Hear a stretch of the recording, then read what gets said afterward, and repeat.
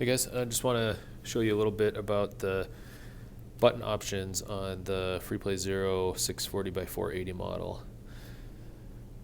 Basically, we have support for 3 different configurations right now. These big metal pads are for the silicon rubber buttons. I don't have those with me right now because that wasn't what I planned to talk about. But those would be like the regular silicon pads that sit over the top on a Game Boy Advance.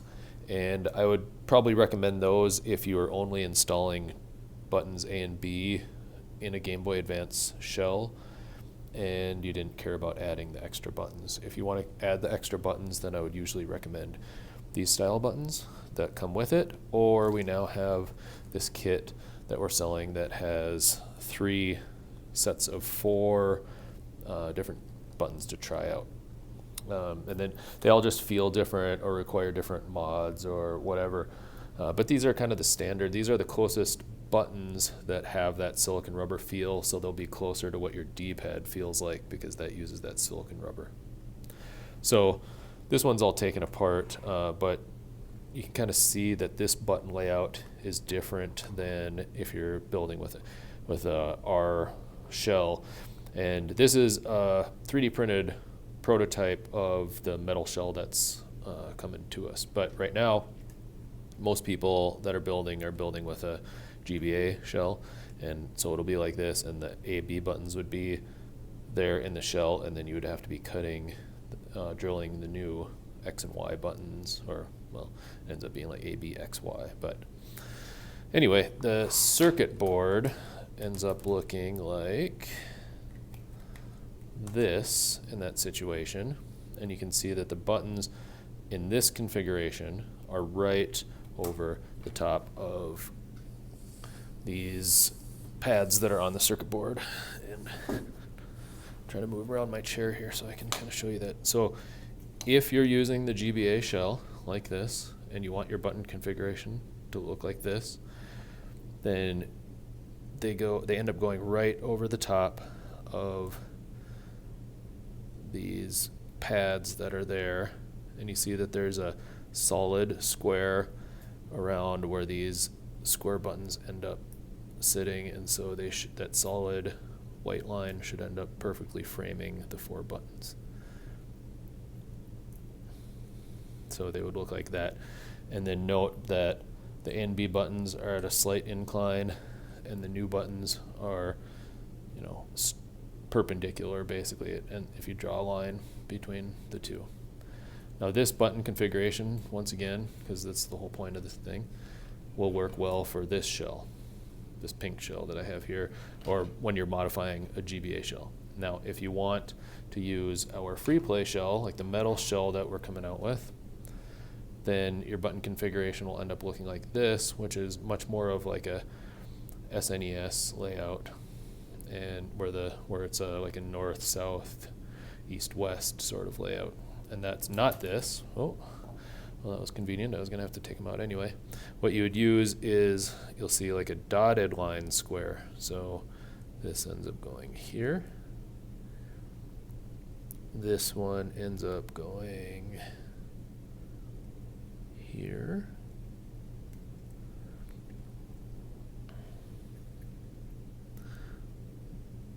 This one goes vertically aligned like that, and this one ends up like that.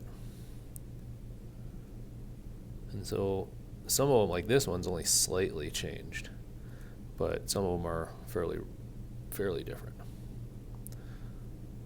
Anyway, put that back in there. I don't know why I pulled it off, just to show you that. So now, even though it looks like the square base might be tilted or whatever in a few cases, it lays out just so they fit here in this shell. Now, I brought these just to kind of show you some options. We just started selling these little button kits. They're probably going to be something that you could add on to your Freeplay Zero order, or you could use them with the Freeplay CM3 or whatever. But these buttons are kind of meant to mimic the silicon rubber feel like you would get with the D-pad. So So you'll have like a similar feel on the left and the right. But some of these buttons are quite a bit different, and the whole point of this little button kit is to kind of allow you to experiment with what you want. Now, I will say, warning, if you put these buttons in, or any buttons, and you solder them in, and then you decide, oh, maybe I'd like to try one of the other buttons, they are pretty tricky to desolder in a way that is easy to solder new ones in. So I would not recommend that you solder some in, try them, take them out, solder another one, unless you're really confident with your soldering.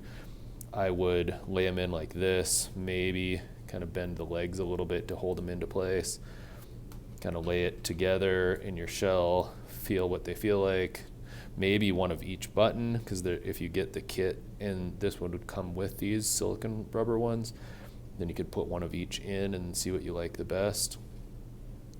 These ones will have a little bit more of a feel like the silicone.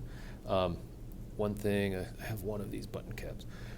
If you want to use, kind of backing up here, but if you want to use these silicone buttons in any of the configurations, this was a quick hack job, but you have to modify your button like this. I don't have on me one of the original buttons, but the original button comes down a bit more, and then there's like a convex area, is that inside of there, where the button kind of fits into. But the problem with that is, since these buttons have a square base to them, they'll hit before the button actuates fully. So if you wanted something that's similar to this feel, but you didn't want to have to modify the button caps, you could use something like this, which has a bit of a softer feel, but you can see that they're round instead of square, and the round will fit up inside of the well of the bottom of that button. Okay, so that's one of the reasons that those are included. These ones also are round, so they don't require modifying the button caps, but they are shorter than these ones, you can kind of see. So instead of modifying the button itself, you'll have to take some kind of foam or something and put it inside of there, and then it'll just take up something at the gap. You don't have to take up the gap, but then you'll get some kind of like, the buttons can rattle around a little bit more. So that's kind of up to you. Then this one, and maybe I didn't say, but this one has like a clicky feel. I don't know that you're going to be able to hear that on the video, but there's a little bit of an audible click to that one. Where these ones, I really like the feel of these if you like clickiness, but these ones are short again. So you have, well, they're short throw up here, but they're a longer button base. So it's kind of interesting. Like these ones with the cut off or shaved out, like I said, this is kind of hacked. What I would normally do is like take some sandpaper and smooth that out so it's flat. But you want to take it down so it's just starting to be flush with that. But anyway, these ones are a nice alternative because they end up being up off the board a little bit more, so you don't get the button cap rattling around, but then they have that nice clicky feel to it if you like the clicky feel. But we've noticed that everybody likes different things, so if you want the rubber feel like this would be, then you might like this, or you might find that you like this. If you want the clicky feel, oh sorry, this one, these ones are similar feel. But if you like the clicky feel, these ones have a little more pressure to the click, and these ones have a little less pressure to the click. These ones, to me, these ones have a little bit more of that micro switch feel like you might get in an arcade. But I actually like all of them for different reasons, to be honest. It's just kind of depends on what you're into. So if you're into playing retro games, then any of them will be good, right? All right, see you guys.